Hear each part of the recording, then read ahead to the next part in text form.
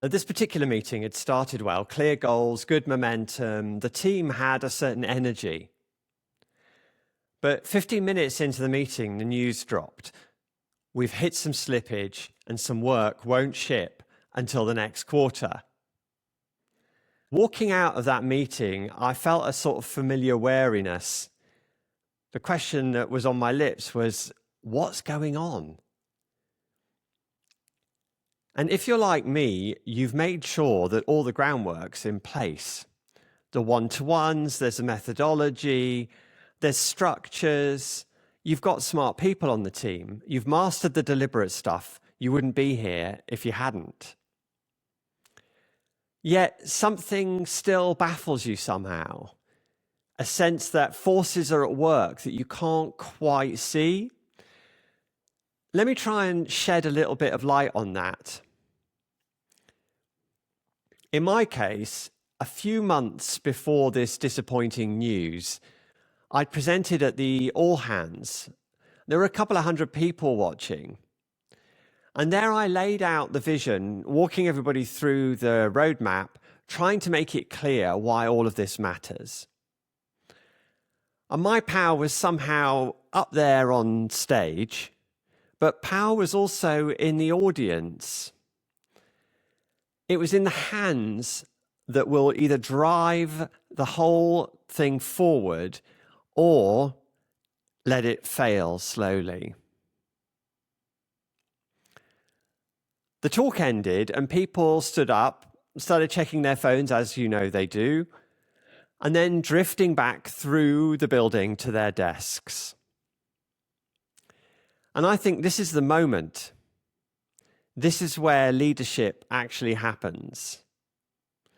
Not in the moment of declaration up on stage, even though I don't know about you, but I personally really enjoy that. It's in the thousands of tiny moments that happen afterwards. Most leaders don't see this split clearly enough, in my opinion. But power is the mechanism through which change happens. It's not vision or strategy. It's power, and specifically the ability to redirect an organization from what it is doing now, today, towards what needs to happen tomorrow. And until you own this fully, you're leading with the handbrake applied. Now, going back to the all hands, it's finished. And someone on my team has returned to their desk and they've opened up their laptop, looking at their task list. Now, in their task list, there's the work that aligns with what I've just said on stage. But there's also a request from finance and an email from sales asking why an old feature has stopped working as it should. And this particular person's calendar shows a meeting in 10 minutes with the infrastructure team. And infrastructure have only just found out that their systems are all going to need to change. And my team member has to choose. Will they open that conversation with the infrastructure team and start pushing through the inevitable resistance? Will they reach out to sales and explain that the old feature isn't a priority, even though they know that the sales team are going to complain? And will they use their power, not mine, to drive this agenda that I've presented forward?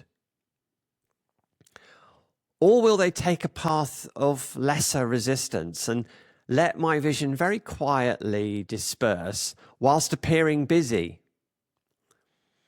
I think this is where most leadership fails. Not on the stage with a big presentation and the lights, but at someone's desk. And what's the tool that most people reach for first? Well, not everybody, but certainly many. It's some form of dominance. And dominance doesn't work here. Yes, I could mandate and I could gently threaten, and I know I have at certain times, not necessarily deliberately, but subconsciously. And I think the consequences of that is that I create a certain fear that builds momentum, and short term, it would move things. But fear corrodes the very thing that you need from people. They need to be willing to think and problem solve for themselves. They need to bring their full capability when you're not watching. And when people leave work at the end of the day, their reasons for working, their motivations, what's driving them, are their own. But none of those reasons are my reasons. And leaders often miss this point. We assume that our motivation somehow transfers when it doesn't. So when someone hits resistance, when the colleagues that they encounter push back, and when priorities conflict, people ask themselves, is the change that my leader, my boss, wants us to reach tomorrow worth the tension it's going to cost me in the next meeting? And I think this is the moment where a leader's power has to be somehow authorized, and not by the board or by the job title that I've got, but by the people doing the work. Everyone who has to navigate the turbulence of change when I'm not in the room. So how power flows through your organization determines your success. To bring this to life, let's just take a moment and think about your body, how you're feeling right now as you're watching this. And your heart is beating and contracting, pumping blood through arteries. And those arteries are branching into smaller vessels, and they're reaching capillaries where oxygen is delivered to individual cells. When circulation is healthy, those tissues thrive, cells function, and waste is cleared away. But if you restrict that flow with a blockage or a narrowing, and the tissues will begin to die. Power moves through organizations the same way. It needs channels so that it can reach the extremities where the actual work is happening. But it needs to reach intact. And many organizations have a sort of restricted flow in some of these channels. The power is there very much at the center. You can feel it often in the executive team, or in the strategy documents, or the way that the vision is expressed by the CEO. But it's not always reaching the edges. Parts of the organization have got a kind of numbness. So they're making local decisions based on their own local pressures because nothing else has really reached them and brought them alive. And the blockage, the reason for this is always the same. Dialogue that can't carry difficult truths. So imagine healthy circulation in an organization. Conversation flows freely between managers and teams, and between departments, between the vision on stage and the reality at someone's desk. There's a connection there. And it's in a meeting where someone says, "Oh, I don't understand why we're doing this." And instead of the room really tensing up, people start to resolve it by leaning in. The question is treated as important information. And this could also be a moment in a one-to-one where your direct report tells you what's actually blocking them. The real politics, the real constraints, not some rational, sanitized version that they think you want to hear. This is what effective leaders do with power. They don't just announce the vision and hope it lands. They build the channels. They create dialogue robust enough to carry vision through the chaos of imperfection. And over the weeks of uncertainty, all the way through to the moment where someone sits at their desk deciding whether to have that difficult conversation or not. So here's what I want you to take from this. First, your ability to exercise power depends on the strength of the relationships that directly surround you. Quite often this would be, of course, your executive leadership team or your direct reports. Second, leadership power depends on relationships throughout the organization. You can have the clearest vision in the world. You can communicate the why brilliantly. But if the relationships themselves aren't strong enough to carry that message through the reality of implementation, what you get is a kind of bland mediocrity.